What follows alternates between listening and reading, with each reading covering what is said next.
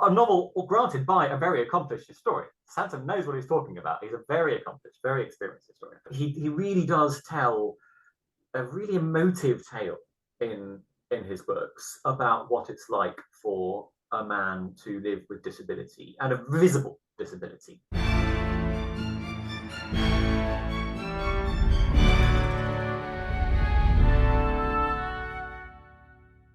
Hello and welcome to the pod, and this is a quick bonus episode for you. First, I wanted to pay tribute to the great writer C.J.Sansom, who died on Saturday, the 27th of April. His set of historical novels, which were always guaranteed to hit the bestseller lists, have been hugely influential, so much so that we now see a new Disney series, Shardlake, released today, 1st of May, and starring Sean Bean and Arthur Hughes. So with that in mind, I'm speaking with the historical consultant behind the show, Peter Wagstaff. We did have a few issues with the sound, so please accept my apologies. I should mention that this interview took place before the announcement of the death of Sansom came through.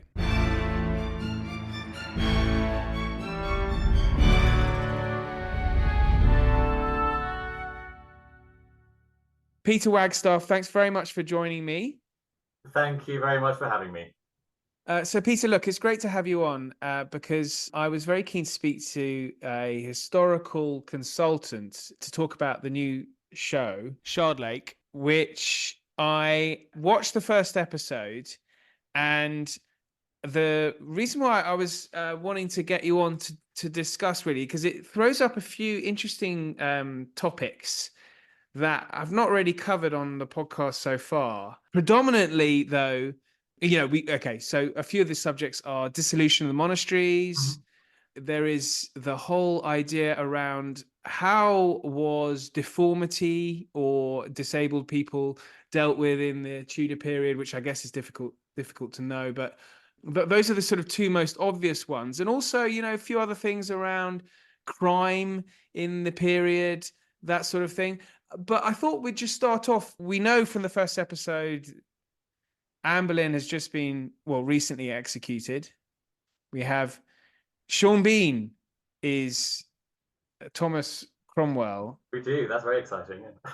Well, yeah. I mean, look, I'm a huge fan of Sean Bean, as most people are. As am I. I am the first to say, yeah. He's almost reached godlike status for me. But I always did envisage Thomas Cromwell to be sort of similar to a sort of Sean Bean-like character, as opposed to the Cromwell that Hilary Mantel writes so brilliantly about. That's such an interesting question, and it's a really interesting one to delve into. But firstly, could I just quickly correct what I'm sure was a slip of the tongue at the very start? I think you referred to it as Shardlake. Shardlake. Shardlake, that's the remiss of me as someone who worked on the project not to point that out for the sake of Patrick's got his head in his hands. The beauty of the editing process, I shall, yes. I'm sure. I apologize. Well, yes. The depictions of Cromwell. Yeah, I don't disagree with you that I see Cromwell in historical context as an historian as he was a lad who pulled himself up by his bootstraps from a working class Putney background. He was incredibly intelligent. He was a doer. He was a diplomat. He was very well educated, although we know very little about where he was educated. But he was also a bit of a thug. There's no getting around that. And whereas you're right, perhaps the Mantel version tells the flip side of that. But I think Hilary Mantel and In Wolf Hall really tells a story of perhaps what's more going on behind the eyes and behind the fists or the money ledgers of Cromwell. I think it's an equally valid interpretation of Cromwell. I think they're two different sides of him, which both deserve to be told. Yeah, because often depictions tell us more about who we are than the time itself. Yeah, absolutely. Yeah. So do you think we've moved on then? I don't want to sort of dwell too long on the Wolf Hall side of things, because I think the Sean Bean he does come across as he wants precision is the key thing that he wants about his investigator in the first episode. Yeah. I think that's something that he mentions. So that isn't sort of I mean, obviously he looks and he sort of fills up the screen because that's Sean Bean's sort of presence and all that. But he has that menacing element to him. But do you think then that, you know, we've moved on in the 10 years in our depictions of Cromwell? What do you mean since Wolf Hall? Yeah. Well, it'll be really interesting to see that. As you say, this isn't really a place to talk about Wolf Hall. We're talking about Shardlake, but of course we are about to see the second season of Wolf Hall, which is just wrapped, and which I have been working as historian, one of the historians on as well. So I don't think we've lost that telling, the more Mantell telling of Cromwell. I'm glad we haven't, but I think it will be great to see on screen the Sansom version of it as well. Well, just at a high level, the production's been incredible. With the costume is just fantastic. I noticed from the credits it's filmed in Hungary. Yeah, that's right. Yeah. Which I guess I assumed we've got plenty of castles knocking around that presumably we could have just filmed there. Yeah, well, it's a really interesting question. Yeah, and it unfortunately meant that I couldn't do any actual on-set work because I couldn't get out to Hungary. But I gather I didn't work in locations for these productions, or certainly not for this production anyway. But I gather that and I stand corrected if I'm wrong about this, but I think maybe the director found a location which he particularly liked. And he has an eye for locations, does this director, Justin. I've actually worked with him before on other period dramas, on Becoming Elizabeth a couple of years ago. And location aesthetic is really important for this show, because unlike a lot of period dramas, this show is set almost exclusively on one set, on one location, in this one monastery where all the drama goes down. So I think if the production found their dream spot where they think it's going to have the right atmosphere that they want, then they set it upon that in Hungary. Yeah, it did raise all kinds of challenges, of course, for having what is essentially a British production based in Hungary. And you mentioned costume. Yeah, the costumes are really beautiful, and the designer Bart Harris, he's very experienced in Tudor production work. He also actually worked on Becoming Elizabeth. He was the costume designer for that as well, and I've worked with him before on those costumes. And it was initially, in fact, he that asked me to do some advice on this, because I did a lot of work for the clerical costumes on Becoming Elizabeth. And of course, a lot of the costumes in this show are clerical in Shardlake because it's set in a monastery. We have a lot of monks, and they want to get those right. They want them to be colourful and quirky and hooky and eerie, and they want each costume to be different and to tell the story of each character. Unlike, say, if it were a super authentic monastic setting, you might have them all dressed exactly the same. It was important for them not to do that because they wanted each of the monks to be dressed slightly differently to not only visually differentiate them for clarity for the viewer, but also to paint the picture of what the character is behind all of these monkish robes. And I think they did it really beautifully. Well, it deals with, and it's based on C.J.Sansom's novel Dissolution. That's right, yeah. And this is probably this is a seismic event in British history, in English and British history. European even, yeah. Yeah, indeed. So, and obviously Cromwell is at the forefront of the dissolution of the monasteries, the sort of spear point of Henry VIII's weapon, shall we say. But I mean, I was early on in the scene that we have a dinner scene where they are eating the most fantastic food. And I'm on Thomas Cromwell's side here, like dissolve the bloody lot, because they've all got far too much money. Now, the monasteries, obviously, my idea was sort of pious Spartan places, but that's not the case in this monastery, is it? Ooh, well, it's certainly not the case in this monastery as Sansom has depicted it. And it's worth mentioning at this point, and bearing in mind at every point, that, and this did rather complicate my role in it. We have to remember, the TV adaptation of historical fiction, of a novel, and a novel, granted, by a very accomplished historian. Sansom knows what he's talking about. He's a very accomplished, very experienced historian. You're talking about the dissolution generally and the state of the monasteries in the 16th century. The story that Sansom tells is not, as far as we know, inaccurate. This was common enough. There were plenty of examples of monasteries which were considerably more Spartan, as you put it. And we can see from a lot of the visitation records when Cromwell would send his people out, his commissioners out to the monasteries to audit them and to see what's going on and to see just how decadent they really are. And indeed, the Shardlake drama around this first book is circles around what happens to that commissioner who is sent to the monastery. Quite often, these commissioners come back to Cromwell with pretty sparse documents, with a lot of fabricated evidence. There's a lot of slightly dodgy and circuitous language where they know that they've been commissioned by Cromwell to find as much decadence and sodomy as they possibly can. And actually, they haven't really found any. That's not the case always.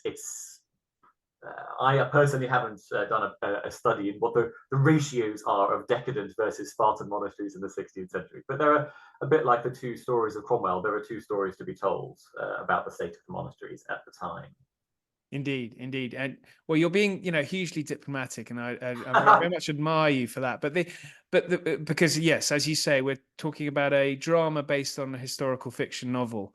But do we have a rough idea of the amounts of cash? And I know it's very difficult to estimate, but do we know how much financially was gained by the dissolution of the monasteries? Oh, well, I mean, I couldn't personally put a figure on it, if only because if there's one thing I'm not desperately expert in, it's medieval currency conversion.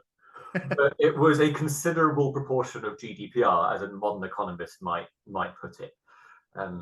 It went a very long way to bolstering the royal coffers. And not only that, but a lot of the estates were then bought out by the local nobility. And, of course, no spoiler alerts or spoilers for this particular series, but this is a monastery which Cromwell is trying to shut down. Does he succeed? Does he not? If he does, what happens to it afterwards? Well, Cromwell himself lived in a palace which was a formerly dissolved monastery, which he got at bargain price.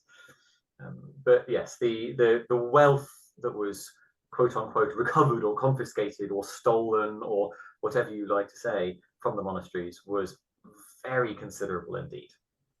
He's a canny man, that Cromwell. He certainly was. So Shardlake himself is a fascinating character, actually, and he is disabled, and so I wondered how. Do we know anything about how disabled people were treated in the Tudor period? We do, but rather predictably, I suppose, almost exclusively from the perspective of the non-disabled. I don't know, I'm afraid to say, how much written record we have from the perspective of people who were disabled. I'm sure C.J.Sansom has done more research into this, in fact, than I have.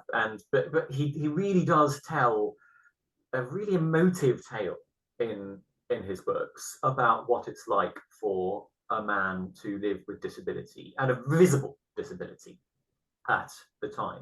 This is a man who has what we would now consider or call, say, severe scoliosis, but who they call hunchback and crookback. And how would this have been seen? Well, it would have been seen as representative of sin and of uncleanness.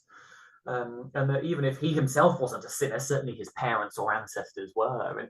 And he walks down the street and people spit on him or near him or cross themselves as he passes, because where a crookback walks, the devil is sure to be nearby.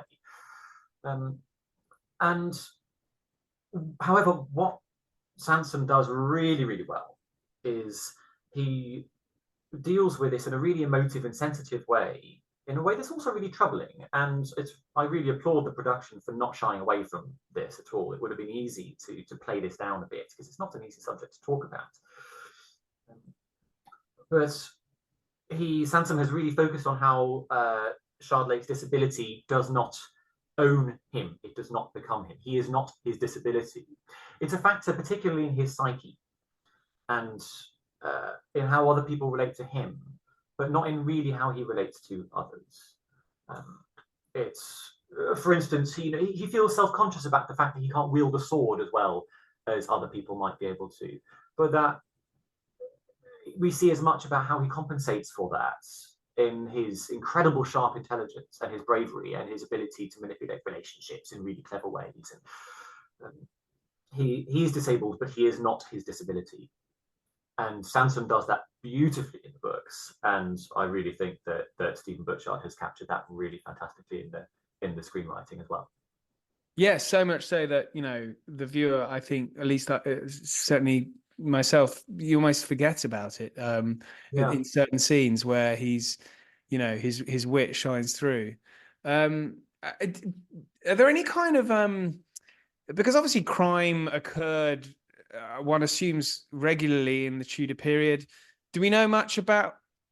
I mean, we're 300 odd years before Robert Peel's Bobbies. Is there any kind of law enforcement that we would, in any way, vaguely recognize today? Not really in a way that we would recognize today. Certainly, there was no preventative law enforcement, really. You know, no police force that was a bobby on the beat who would prevent crime or anything like that, or dissuade it. The only thing dissuading crime is the fear of retribution or of punishment.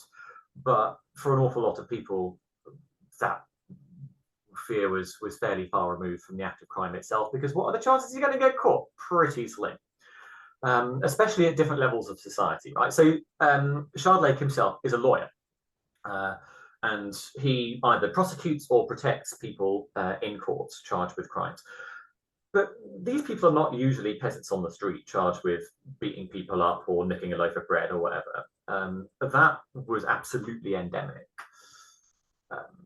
Law enforcement was really, as I say, it was more punishment for crimes that could reasonably be proven after the fact. And it was usually financial reparations or imprisonment, unless you were at the really top level. And even then, conviction rates, well, bringing anything to trial was very difficult, because, you know, it's just one man's word against someone else's. So crime was absolutely endemic at the time, yeah, no doubt. Yeah, that's fascinating to think about. I almost think, you know, identity theft must have been just so easy, whereas, you know, it's almost impossible now. Identity You theft, could pretend to be anyone you wanted, couldn't you? I suppose you could, but to what end? Nowadays, of course, identity theft is tied up with you know, your finances and your property are part of who you are. Your identity has value. Back in those days, well, identity theft, I think, would be more to do with, say, fraud. Shardlake, you know, walks around dressed as a lawyer or dressed as a junior nobleman, this sort of thing. Well, what we do know is that confidence tricksters, this was extremely common. Criminals would walk around dressed like lawyers or like noblemen or like knights. And because they are just trusted, they can get away with anything. They can run up a big bar tab at the pub, or they can extort local businesses for protection rackets, even though they're not a nobleman, they're not a lawyer, they're nobody, but they just got the right clothes. That was really, really common. I think that's probably the nearest equivalent to what you might call, say, the modern identity theft. Interesting. In terms of identity theft, you know, I suppose really just talking about nicking people's money, and that would have been common enough, certainly at the time. Okay, so look, this comes at a time. This shows or it's the depiction is at a time of huge tumult. We're looking at the Reformation. How much would that have affected your average Joe? Obviously, for a monastery and, you know, the events in the show, that this is significant. But for the man in the street, for the woman in the street, well, it would have impacted them enormously, and largely because the monasteries were going, not just because these people might have to worship slightly differently, say in English instead of Latin, but this drama is set in the fictional town of Scansey, where you have this big abbey, St. Donatus Abbey. We have to imagine the very real likelihood, and in fact this is described in the book, that most of the town of Scansey would have been owned by the abbey. So most people paid their rent to the abbey. Their landlord was the abbey. Probably most their employers were the abbey, because the local bakers were ferrying most of their bread to the abbey. It was the economic and employment hub of the community. And that was the case across the country. They were also the principal providers of healthcare and of education and of charity, and you name it. There was no state infrastructure in place for any of this. It was all handled by the monasteries. And this is why there was uproar. There were riots in the north of England in particular when Cromwell dissolved the monasteries, because people's employment fell down the toilet. No one had healthcare anymore. Because if you were sick or you were diseased or your arm was falling off, you went to the local infirmary in the monastery. And that is something that's depicted in these Shardlake books. And that led to, historically speaking, riots in the north of England and demands from the peasantry in the north for Cromwell's head. He narrowly got away with it. I've only watched the first episode. I believe it's a four. Four in total. Four in total. Yeah, four in total. Yeah. Four in total. Right. But there are a series of books, so I guess we have to wait to see how successful this series is before we know. Yes, I couldn't possibly comment. I'm just the humble historian, Oliver. Yeah. Right, indeed. You take me beyond my purview. But this has been really interesting. Thanks so much, Peter. And listeners, it's going to be out. I will links are in the show notes, and I think we're coming out in a 4th of May. Patrick, remind me. 1st of May, I think. 1st of May. Yeah. I'm getting very low marks today, aren't I? But yeah, thanks very much for your time, Peter. Thank you, Oliver. It's been a great pleasure.